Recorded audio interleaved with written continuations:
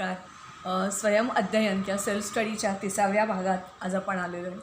गेल्या वेळेला आपण लेखनाला सुरुवात केलेली आहे 2-3 भाग आणि त्याच्यामध्ये गेल्या वेळेला वृत्तांकन, बातम्या तयार करणं, मुलाखती हा जो भाग आहे त्याच्याबद्दल आपण बोललो होतो. आज आपल्याला गोष्टीकडे वळायचं आहे.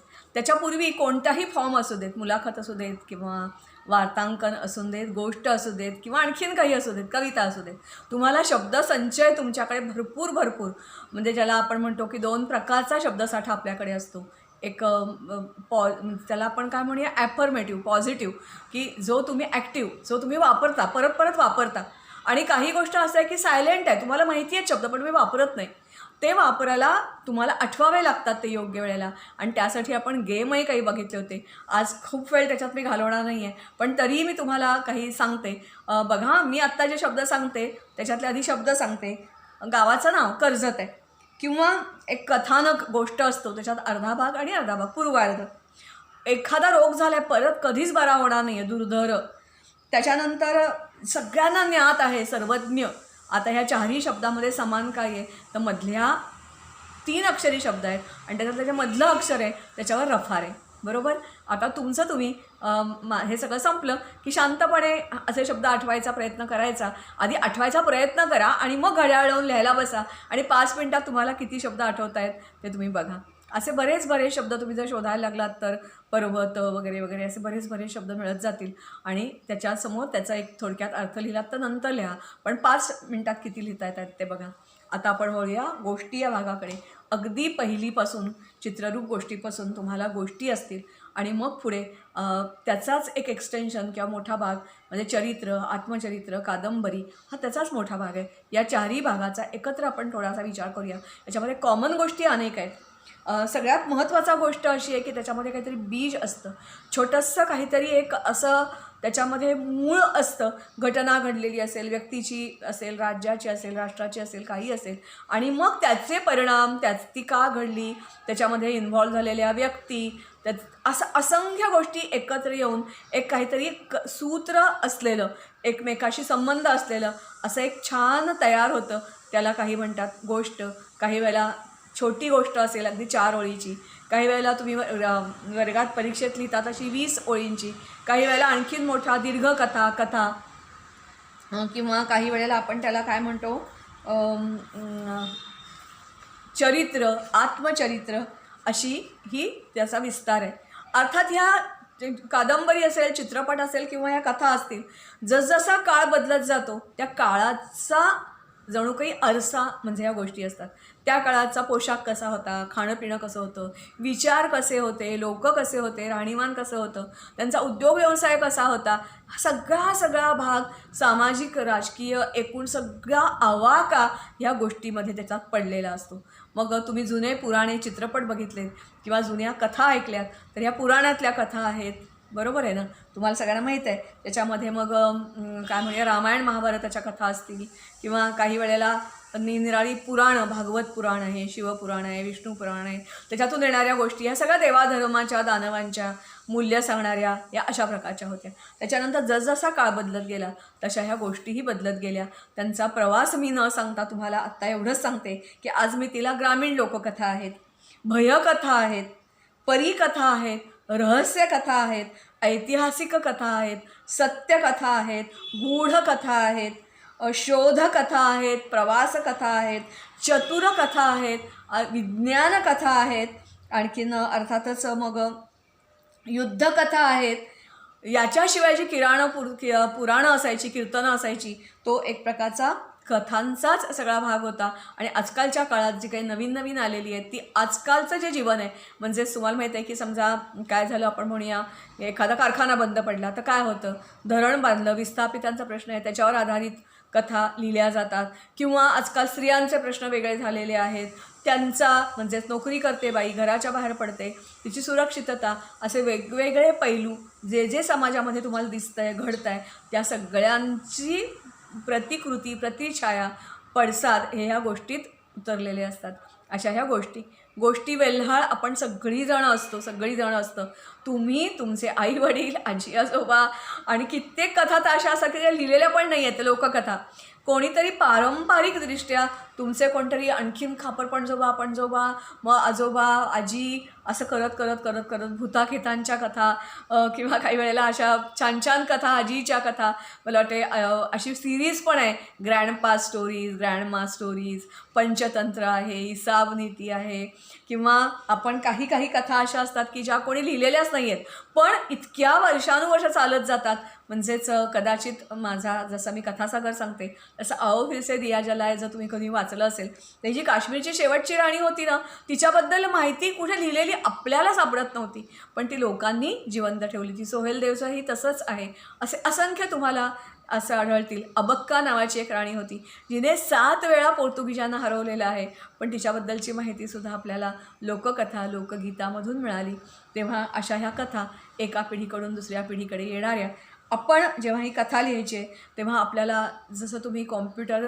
शिकत असाल प्रोग्रॅमिंग शिकत असाल तर तुम्हाला फ्लोचार्ट करायचा असतो की आपल्याला नेमकं काय हवं आहे काय सांगायचं आहे काय मेसेज द्यायचा आहे त्याची सुरुवात कशी करायची आहे शेवट कसा असेल गाभा कसा असेल कोणकोणती पात्रं येतील किती परिच्छेद लागतील किती शब्दमर्यादा आपल्याकडे आहे ह्या सगळ्याचं भान ठेवायचं आहे आपली जी भाषा आहे ती ओघवती हवी नुसतंच आपलं अर्धवट काहीतरी सांगितलं आहे कसं तरी सांगायचं म्हणून सांगितलं आहे तेच शब्द आलेत असं नाही त्याच्यामध्ये विशेषणांचा वापर हवा क्रियाविशेषणांचा वापर हवा सिमिली सारखेपणा सांगायला हवा काही वेळेला निरनिराळ्या लोकांनी वापरलेली विधानं त्यांची आपण काय म्हणूया कॅचलाईन्स ज्या असतात त्याच्यात घालायला हव्यात काही वेळेला कवितेच्या ओळी घालायला हव्यात म्हणी किंवा ज्याला आपण काय म्हणतो की वेगवेगळी सुभाषितं संस्कृत असतील मराठी असतील घोषवाक्य यांचा वापर जर गरज असेल तर त्याप्रमाणे करायला लागेल काही वेळेला गोष्ट सांगता सांगता इतरांचं उदाहरण पण तुम्हाला द्यावं लागेल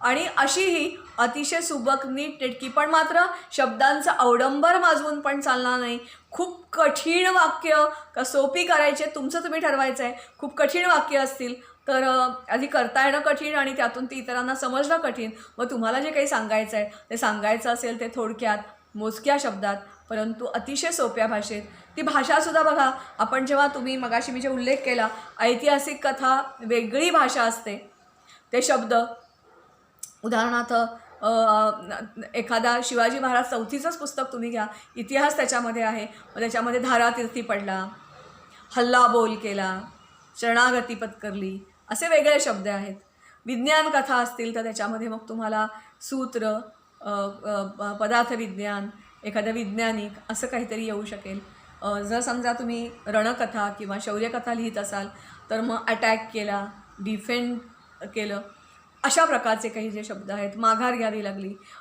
ही जी माघार घ्यायची होती ही टॅक्टफुली घ्यायची होती स्पीड मेंटेन करायचा होता गनिमी कावा असे शब्द त्याच्यामध्ये येतील हे सगळे आपल्याला भान ठेवायला पाहिजे जर एखादी ग्रामीण कथा असेल तर आपण ज्या भाषेत बोलतो आहे तसं नाही ना थोडासा ग्रामीण बाज त्याला आला पाहिजे भले तुम्ही संपूर्णपणे ग्रामीण भाषा नाही वापरली तरी पण तुम्हाला थोडंसं असं होय तुम्ही म्हणता काय असं जी काही भाषा असेल बोलीभाषा तिथल्या लोकांची आजकाल खरं खेड्यातले लोक पण असं कोणी बोलत नाहीत हा भाग थोडासा वेगळा पण त्यांच्या आयुष्यात येणारं त्यांचं परिस्थिती किती म्हटलं तरी सारखी नाही आहे ना अगदी शहरांसारखी तशा प्रकारची भाषा तुम्हाला वापरावी लागते वर्णन करावं लागतं म्हणजे नुसतंच आपला एक राजा आला आणि एक राणी होती असं म्हणून नाही ना चालत तो राजा पर्सनलाइज त्याला करायचं नसतं राजा असेल तर कोण राजा होता तो त्याला काहीतरी नावगाव असेल की नाही किंवा अगदी साधी पशुपक्ष्यांची जरी गोष्ट आहे तरी एक कोल्हा होता मग कोण कोल्हा होता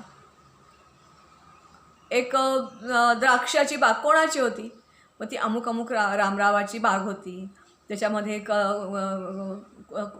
कोल्हा घुसला म्हणण्यापेक्षा मग त्या कोल्ह्याला आपण नाव देऊया रामू नावाचा कोल्हा घुसला एक मगर होती तिचं नाव काय होतं मत्स्यकन्या होतं असं काहीतरी तुम्ही नावं खरी खोटी हा भाग वेगळा पण ही नावं द्यावी लागतात किंवा एक शेतकरी त्याचा मुलगा मार्केटात चालले होते ना गाढव विकायला मग त्या शेतकऱ्याला काहीतरी नाव असेल ना बाबूराम सखाराम त्याच्या मुलाला काहीतरी नाव असेल ते द्यावं लागतं ती जी नदी वाहते त्या नदीचं नाव द्यावं लागतं एवढं देऊन पण चालत नाही मग त्या नदीमध्ये पाणी किती होतं आजूबाजूला डोंगर आहेत का झाडी आहेत का याचं वर्णन तुम्हाला करावं लागेल कारण नंतर काय होतं तुम्हाला माहिती आहे त्या गोष्टीमध्ये तुम्हाला दाखवायचं आहे ना की तो गाढव आपल्याला हातपाय हे करतो आणि पडतो नदीमध्ये आणि बुडतो नदीमध्ये बुडतोय तर नदीमध्ये पाणी आहे तुम्ही सांगायला पाहिजे ना, कोरडी नदी आहे असं नाही ना ठेवून चालणार. ह्या सगळ्याचं भान तुम्हाला या गोष्टी लिहिताना ठेवायचं असतं. त्याच्यामध्ये उत्स्फूर्तपणा तुमच्या गोष्टीमध्ये आला पाहिजे. ते गोष्ट ऐकताना जरासुद्धा ती कंटाळवाणा, बोर किंवा काही वेळेला काही म्हणतात की घेतली का वाचायला, पण त्या अर्धवट ठेवलं पुस्तक, त्याच्यात काही पुढे जातच नव्हती असं नाही होता कामा. काही वेळेला असंही मात्र होतं बरं का, की ती गोष्ट शेवटच्या क्षणाला काहीतरी कलाटणी घेते. आपल्याला वाटत असतं असं आहे. उदाहरणार्थ मागे एक गोष्ट वाचत होते. त्या गोष्टीमध्ये एक रिक्षावाला असतो आणि शाळेतून नेणारी जी मुलं असतात सुटणारी, त्यांना पोचवायचा तो काम करतो, किती चांगला आहे वगैरे वगैरे वगैरे वगैरे. आणि एक शाळेच्या बाई असतात आणि मग त्या पण त्याच्या रिक्षातून काही वेळेला प्रवास करतात.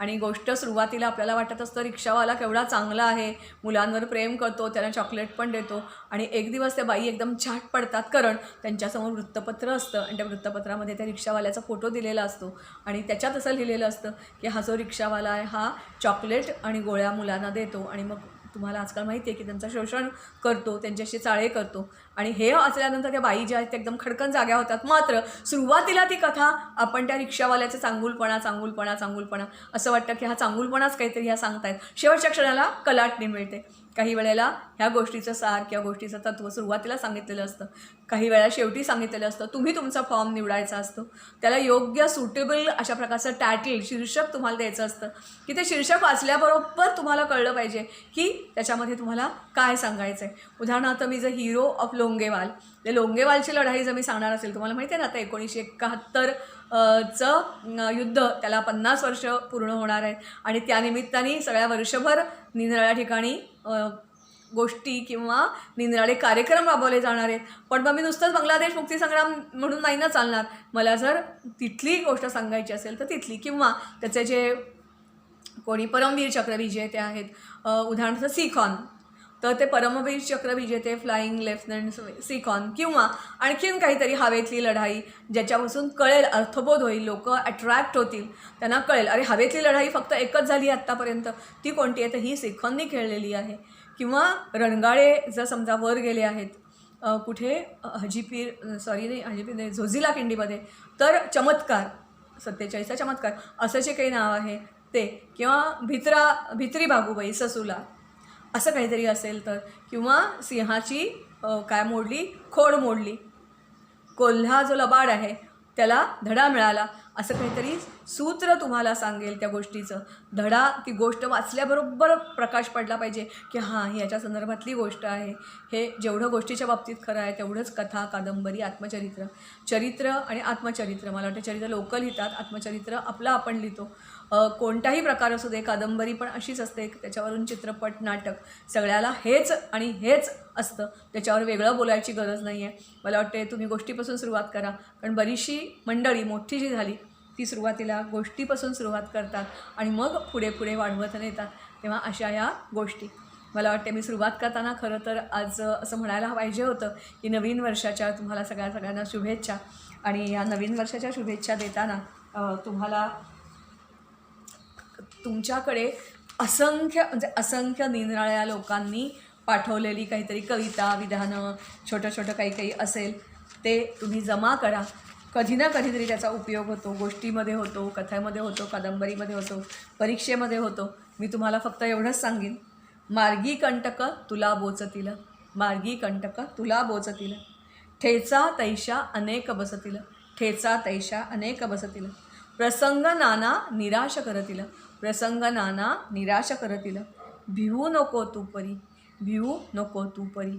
असा मी तुम्हाला शिक्षकांच्या वतीनं, आमच्या गुरूंच्या वतीनं आशीर्वाद देते आणि थांबते. Wish you all the best.